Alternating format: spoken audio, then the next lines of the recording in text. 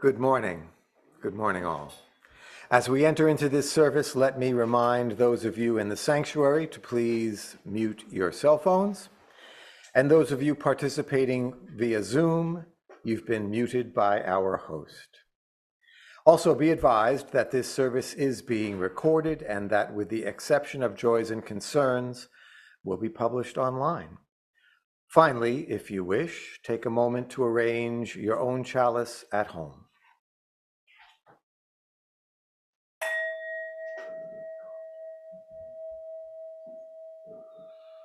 Our visions of technology and design and entertainment and creativity have to be married with visions of humanity, compassion, and justice. And more than anything, for those of you who share that, I've simply come to tell you to keep your eyes on the prize. Hold on. Brian Stevenson, founder and executive director of the Equal Justice Initiative. Marianne will light our chalice here in the sanctuary. Those of you at home are invited to light your own chalice now.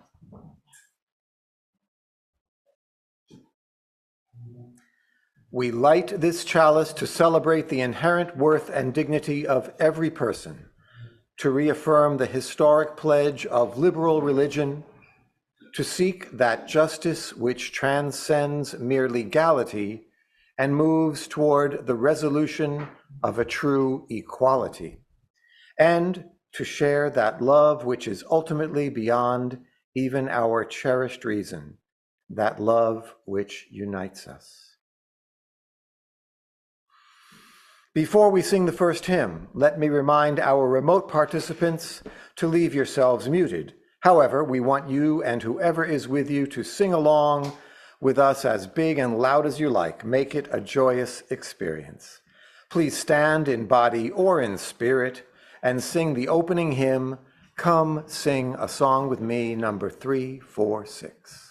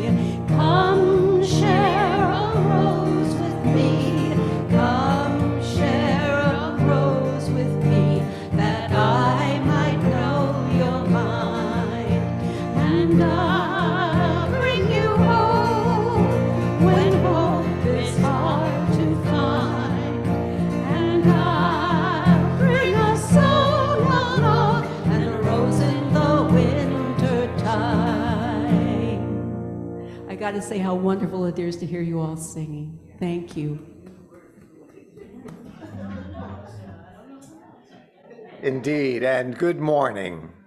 Welcome to the Unitarian Universalist community of Cambria. We're glad you have joined us today.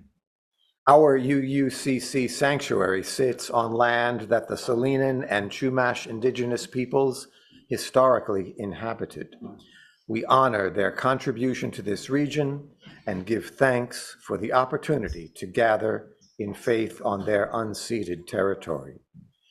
Let us respect their legacy and protect their history as we occupy this sacred space. As Unitarian Universalists, we celebrate religious diversity and welcome all who journey in search of faith and spirituality. The UUCC is a lay-led congregation run by the democratic process. We invite speakers from different religious traditions and spiritual or scientific backgrounds to speak at our pulpit. We encourage presentations covering a variety of topics and areas of interest that connect with the UU 7 principles. Today's service centers on the first principle. We affirm and promote the inherent worth and dignity of every person. In the 7 principles in Word and Worship, Sarah Liemert writes, "Come as you are and be welcome. Here you can be yourself. Here you can continue the journey. Humans are fundamentally social creatures. We rely on one another not only for our physical survival, but for love, courage, happiness, and hope in the face of tragedy. Yet fear keeps us apart in our wider society. We fear differences based on religion, class, race, ethnicity, sexual orientation, culture, gender identity, or ability. Still, something deep inside us is pulled toward a different vision of human community, one in which the worth and dignity of every person is honored, and the fundamental interdependence of human life is understood." My name is Andy Fagan, and I am your worship associate for this morning's service. I'd like to extend a special welcome to today's guests and visitors. We're glad you joined us. If you're not on the mailing list, please visit the UUC website at uuccambria.org so that we can keep you informed about all of our activities. Members and friends, please check out what's happening, the e-blast sent to you every week. This is a great way to keep up to date with our latest news. If you wish to see any of this or any of our past Zoom services, the recordings can be found at the UUCC website and on Facebook. The membership committee invites non-members to consider joining the UUCC. Please contact Diane DeMarco, sitting at the back of the room, or a person on the board if you're interested. Would the board members please raise your hands in case anybody wants to track you down? Thank you. So again, good morning and welcome to everyone. The affirmation is both a recognition of the nature of this community as well as a promise to which we aspire. Let us now recite the UUCC affirmation. Love is the spirit of this church, and service is its prayer. This is our great covenant, to dwell together in peace, to seek the truth in freedom, and to help one another. We set aside this time for any announcements that would be of interest to our UU community members and friends. Please keep your items short and to the point. If something needs more explanation, contact the person after the service.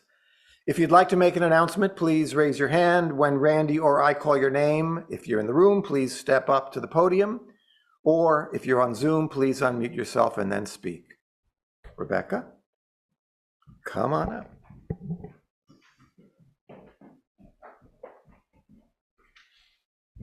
He told me to come on up. It might be like, let's make a deal, okay? So Thursday, I had the privilege of going over to the library at Coast Union with Marianne and Stan and Jan. three intuitive, phenomenal interviewers, and being able to meet, seriously, I was in awe every time they questioned. And we met with 28 of the 31 seniors in the graduating class this year, 20 of whom have applied to UU for scholarships. And I could get choked up here, right? Because they were, as always, but we think even more than before, a phenomenal group of deserving students. And so we are embarking on our campaign to be able to sponsor as many of them as possible. We've gone through and chosen a number of them, but also we're so impressed with others that came across better in person than they did on paper. And we're hoping to even give more this year than we ever have before. So my check is going in the offering today with Coastal Union noted at the bottom. And we truly cannot tell you, we were moved to tears. I was literally like this by the end of the day, and they were all phenomenal. So we hope that you will dig deep over the next couple months so that we can support as many of these students as possible going on to unbelievably great things. And also in early June, the 4th? The 4th, we are planning a wonderful luncheon after the scholarship service where we hope to be able to host as many of the students and their family and you to send them on their way. So please, we look forward to it. And I was just honored to be part of the group on Thursday. Thanks, Rebecca. It looks like Randy's got an announcement. Come on up.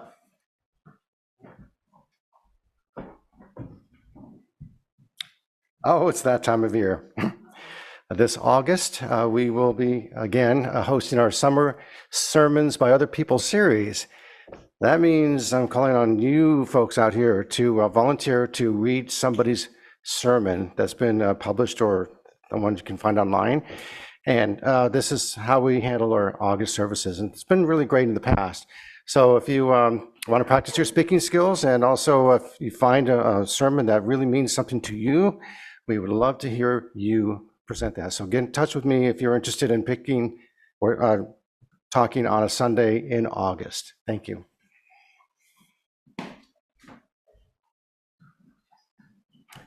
Thanks, Randy. Oh, I just let my daughter Hannah into the Zoom room. So hi, Hannah. Come on up, Diane. Well, I'm delighted to give you the news today as an announcement that we have 2 new members, brand new, that signed up yesterday. And one of them is sitting next to me over there, and that's Julia Stannard and her husband Stanley. So if you haven't gotten a chance to speak with them, don't overwhelm, but do introduce yourself. That's great. I'll just, as the committee chair of the Religious Education Committee, I'll just say that I learned about a wonderful opportunity coming up this spring and then again next year. The Wellspring group of UUA, which is a wonderful series of meetings and courses on Unitarian Universalism, will be offering short sessions that last either a month or 6 weeks.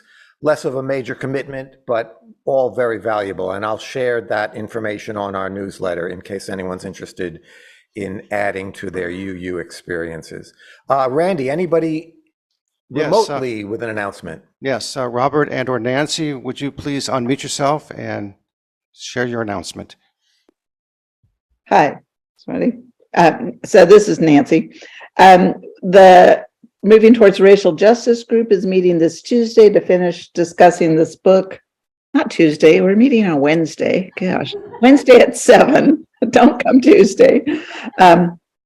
So we're finishing the Inventing Latinos book. And then next month, we're going to be talking about podcasts that are geared towards racial equality or awareness. I didn't think about this beforehand, really, obviously. But we're going to talk about podcasts like Code Switch, and I've got a list of them that I could email to you. But just pick some podcasts that you think are good, and it's kind of like a little book report. We're going to, I think, go to a Mexican restaurant, have dinner, and talk about what we found and and then think about like what things we might want to read or listen to and discuss the next few months. Now, this Wednesday's meeting is by Zoom, and you get the link from Nancy. Yeah. Or maybe I'll put it in the website, in the UU letter that Lori sends out. Thank you. Okay. That's it from this end. That's it? Okay, thank you. Next week, Michael Esselin will present Face the Music and Dance. Randy, will he be here in person? No. No, he'll be here Zooming. He's great either way. One of these days, we'll get Michael back here in person. Sharing together some of our personal and significant joys and concerns brings us closer as a faith community.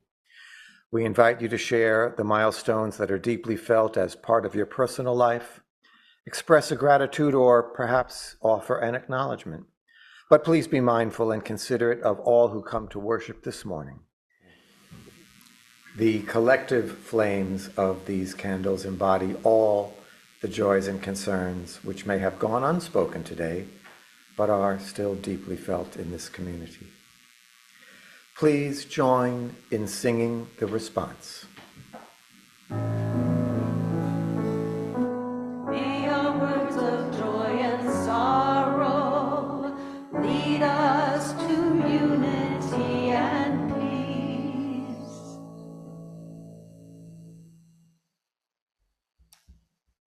Our first reading is an excerpt from the article entitled "The Power of Curiosity" from the Ohio State University Fisher College of Business.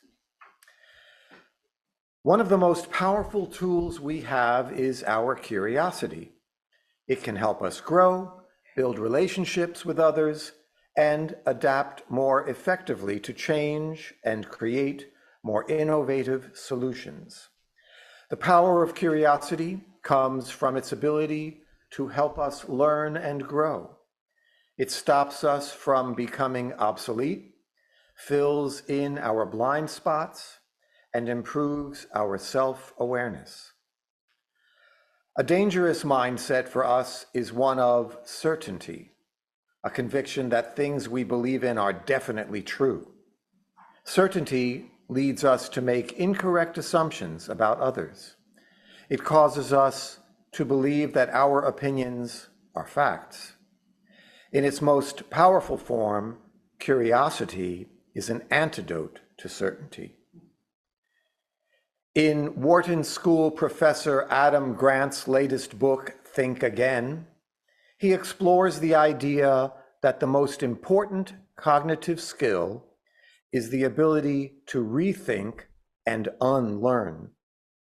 He advocates for seeing disagreements as an opportunity to learn and for opening our minds to hear things with which we might disagree.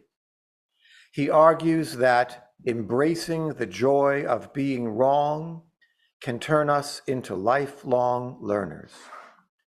As lifelong learners, we have a greater opportunity to build our relationships, become experts in what we do, and generate more innovative ideas and solutions.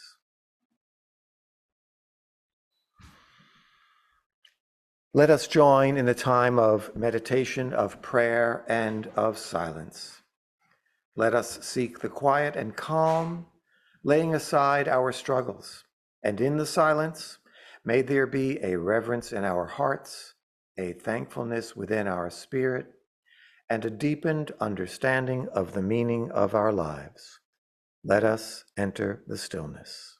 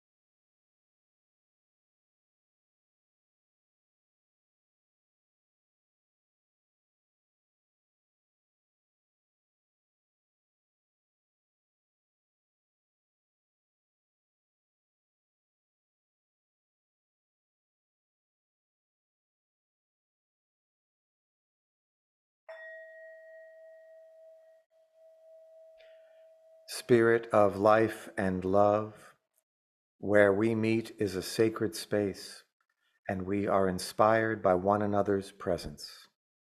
At the center of the gathered community dwells the holy. We are the prayer, each and all. We are the prayer, each and all. Amen.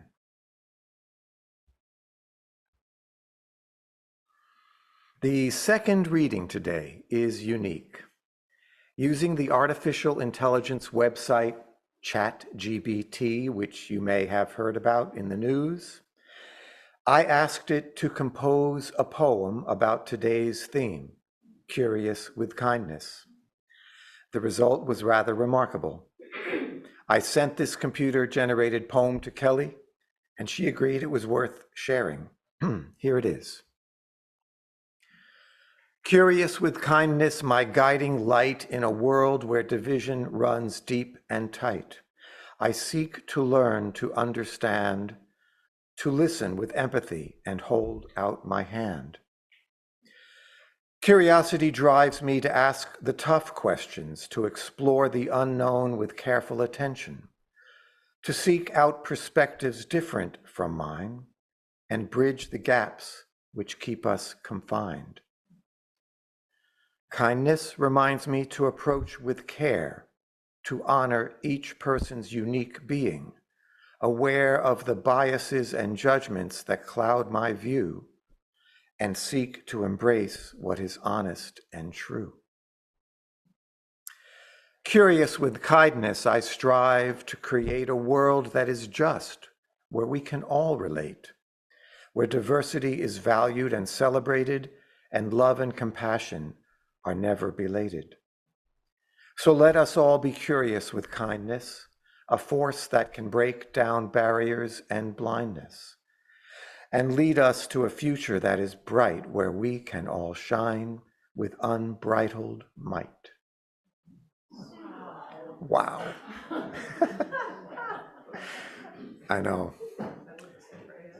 Please stand in body or in spirit and sing, "The human touch can light the flame."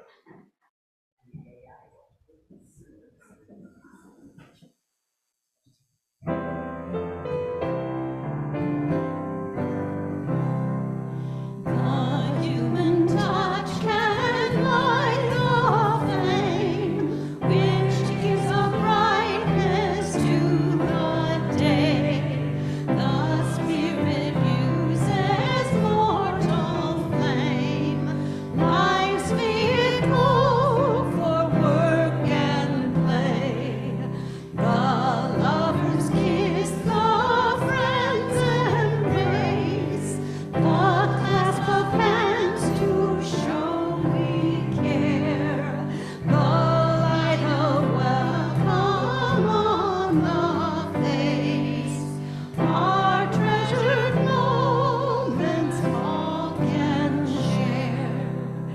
May all who come within our reach be kindled by our inner glow, not just in spirit's words we preach, in human touch love's faith we show.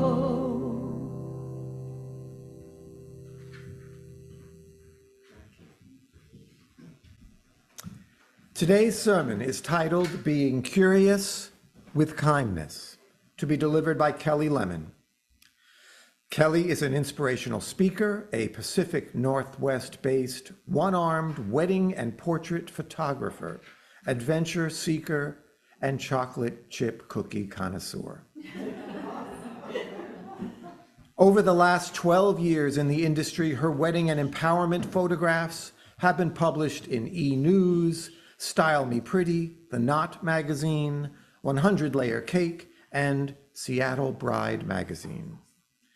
Kelly has overcome the stigma that photography is only for two-armed, able-bodied people. When she was 12, she survived a near-fatal car accident that paralyzed a quarter of her body, predominantly her right arm. she's continued to push through the impossible, overcoming many obstacles along the way in order to pursue her dream. With the most recent obstacle due to a rare syndrome, Kelly lost use of her only functioning arm, and so she photographed a wedding in 2018 with no functioning arms. She is thankful to have her left arm back and is continuing treatments to address the chronic nerve pain she's endured for the last 22 years. Inspired by the challenges she has confronted, Kelly wants to empower others to shift their mindset when it comes to being a better ally towards the disabled community. She hopes to inspire you, give practical tips on ways we can be curious with kindness, and be courageous to strive for a more inclusive society. Kelly is married to her husband, Augustine, of 11 years. They have a wonderful 3-year-old daughter, Juliana, and a mini golden doodle named Toby. Zooming in this morning from Seattle, please welcome Kelly Lemon.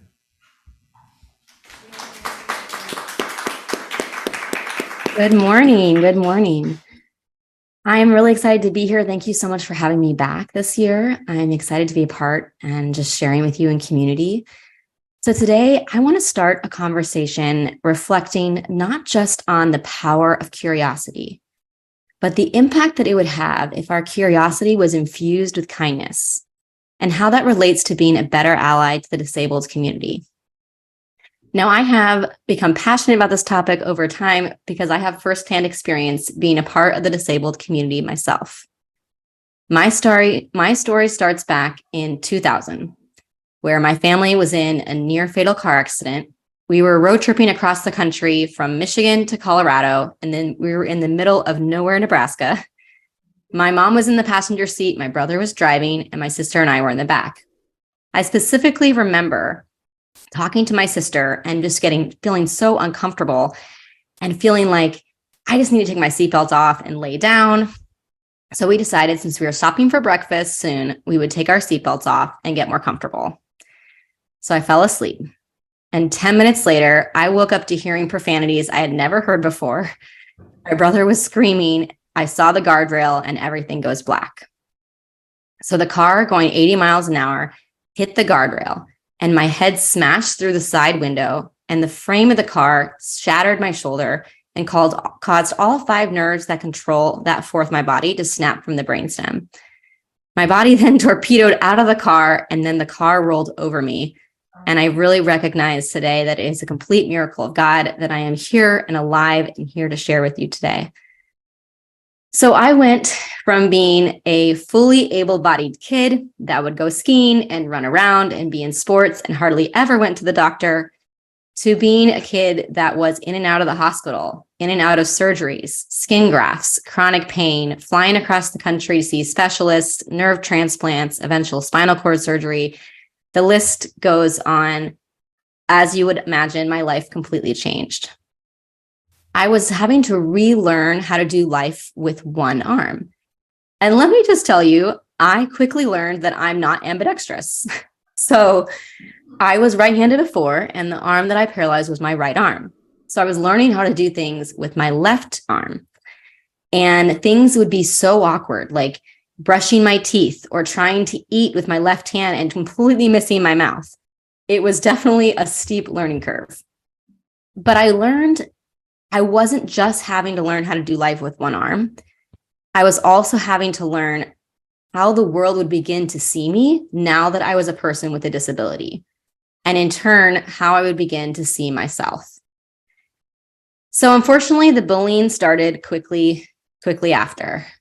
The accident happened in July of 2020, just a few weeks before 7th grade started. So as I got to school, you can only imagine my body had been through the ringer. So I had scars and broken bones and bruises, and I definitely was not in a great place. And this young woman decided she saw the opportunity, and so the bullying started to persist. So she would come up to me and say, "Kelly, your scars are so disgusting," or "your arm looks so weird. You need to cover it up." And then she would the next day would say, we all talked about it as a class and we agreed that we all want to throw up when we look at you. Yeah, it got really bad. So it became sometimes twice a day. Anytime I wore anything that would show scars, she would point it out and tell me how gross it was and how awful it was that I wasn't covering it up. So I started covering it up. I started wearing shirts that would cover the scars more. I started being more self-conscious about the way that my hand looked and my arm looked as the muscles were atrophying. My body made people uncomfortable. So I covered it up to make my body more palpable for other people. And I also started learning that my story made people uncomfortable.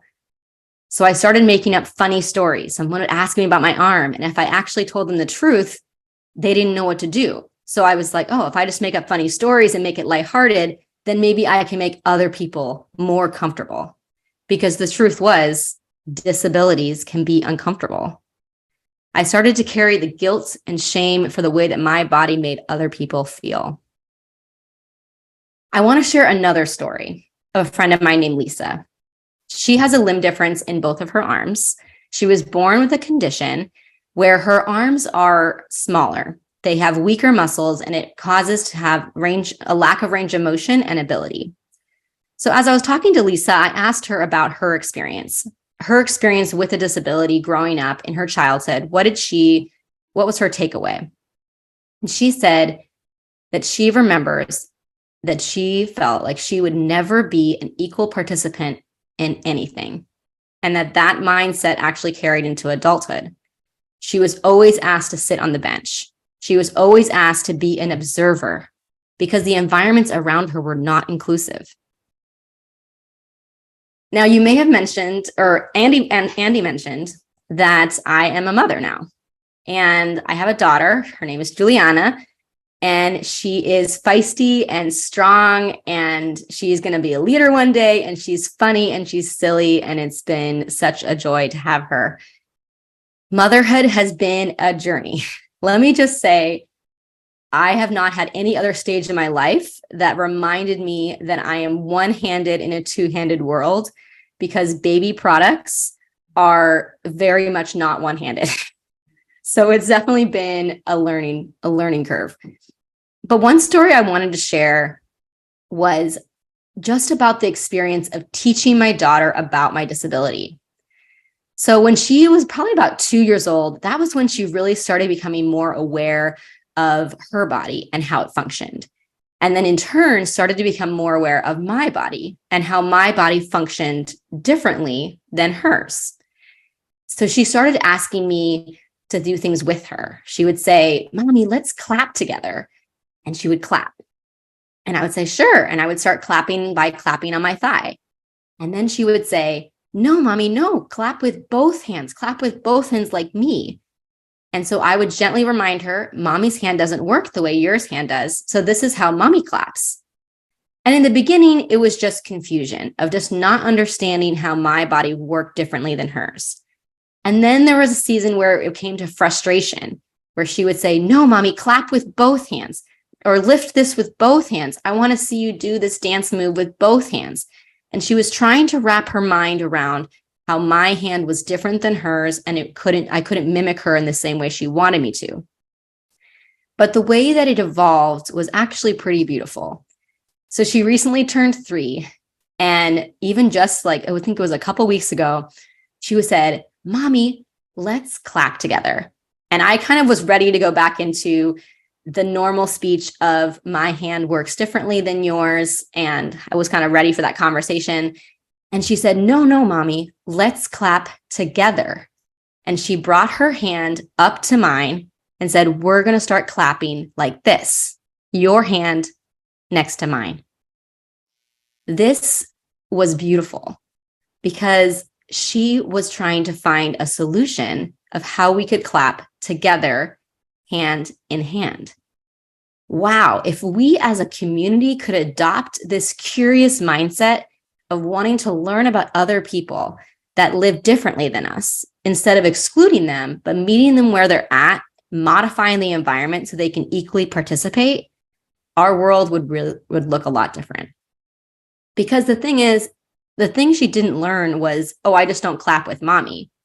Because she could have said, I do other things with mommy. I just don't clap with mommy because I don't like the way she claps.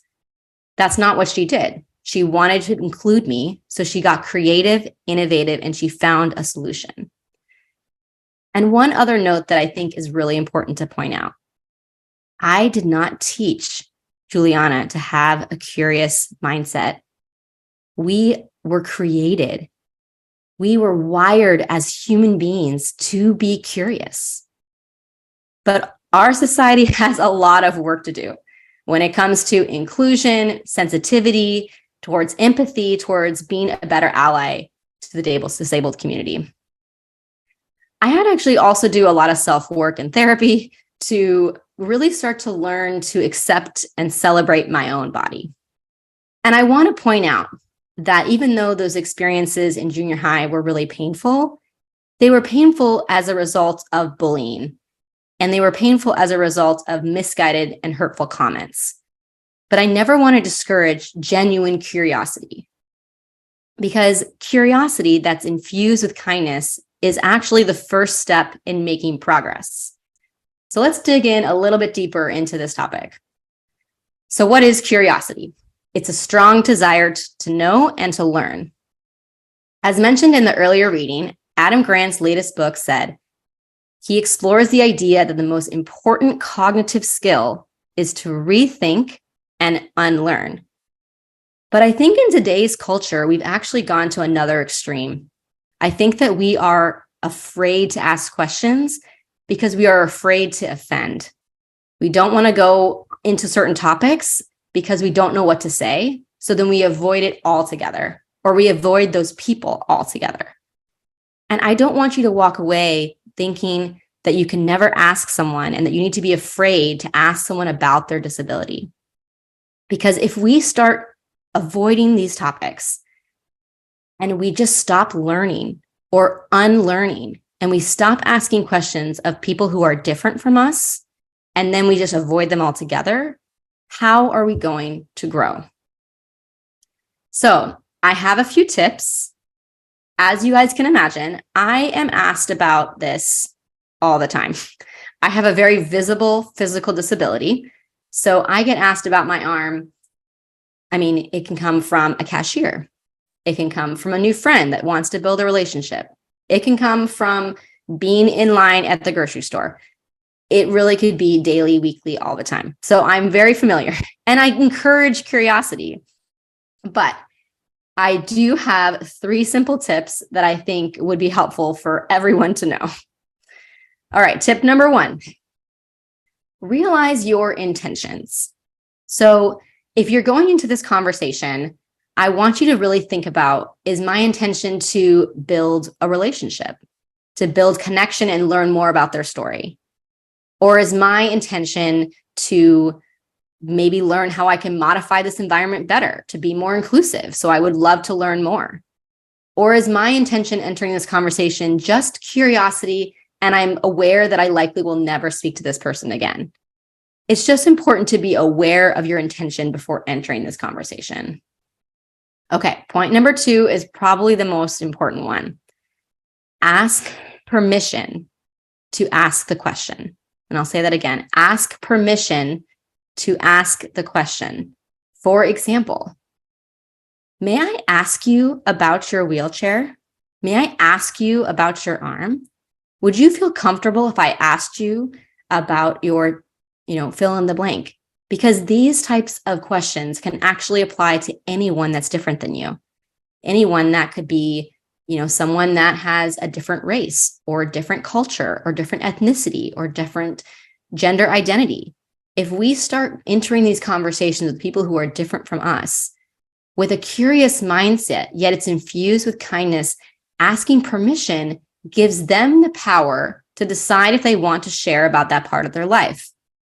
Because the thing is, not every person is comfortable talking about their disability. It's just a fact. And that's completely okay because it is their story. And also it might just be they don't want to talk about it that day because maybe they've talked about it 5 times that day and they just don't feel like talking about it. And that's also okay.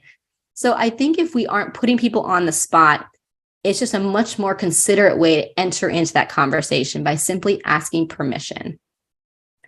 All right, next. This point seems obvious. I'm just going to say it. Just don't be weird. There are many things that I think people with disabilities experience that you would never do to your able-bodied friends. Let me give you an example. So I was at the grocery store checking out with my groceries, paying, and the cashier, of course, asked me, "Oh, what happened to your arm?" And so I told her that my arm was paralyzed. And then immediately she reaches over and she starts squishing my arm and like touching my arm all the way down, up and down, and like squishing it. And then says, "Is your arm squishy because it's paralyzed?" I'm like, what a weird interaction. Like, what a weird thing to do. Like, you would never do that to your able-bodied friends. Like, that just is a very bizarre experience. So I mention this and just saying, just don't be weird.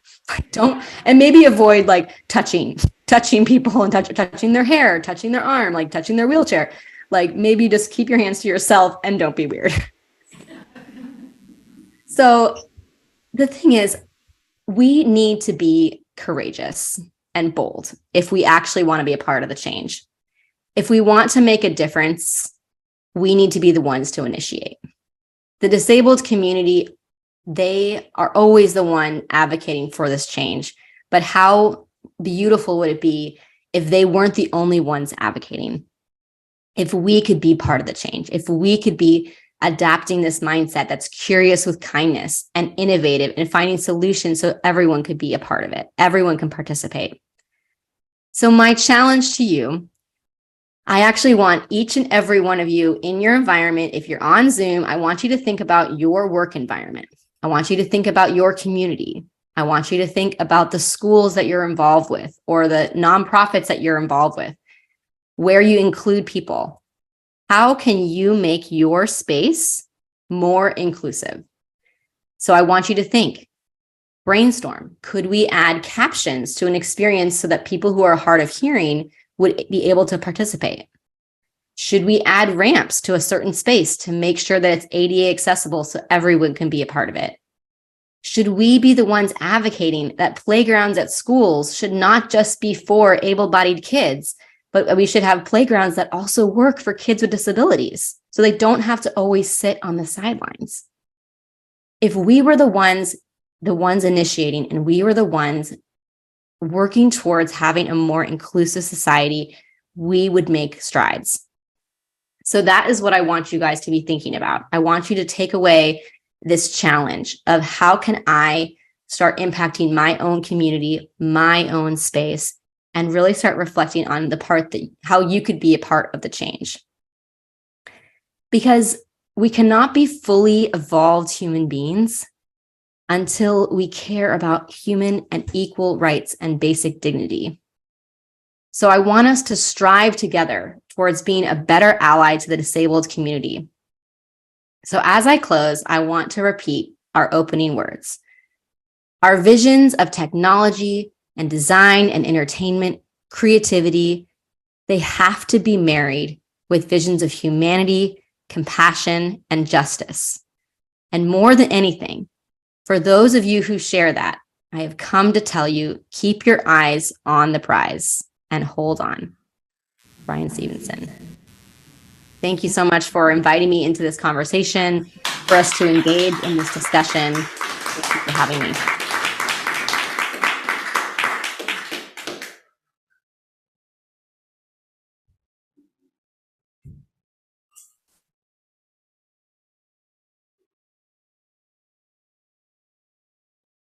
Thank you, Kelly, for sharing that amazing story and your advice and your thoughts. The morning offering. The morning offering will now be given and received. Please remember we are a self-sustaining congregation and provide all financial resources for our many ministries. We recognize the spiritual value of generosity and invite you to participate. If you are viewing this service remotely, please use one of the methods shown on the screen. Thank you.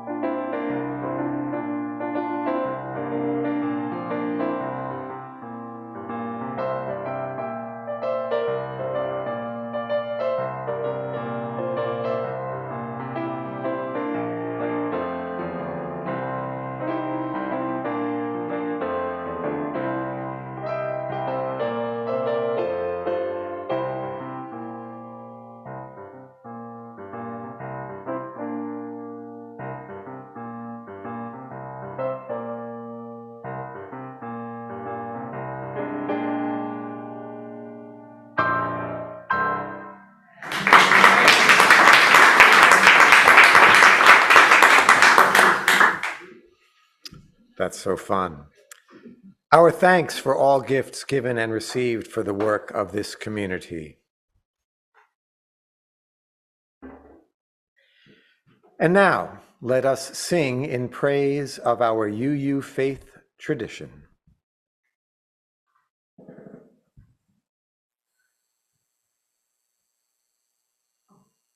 can't see either. All kinds of problems today, okay.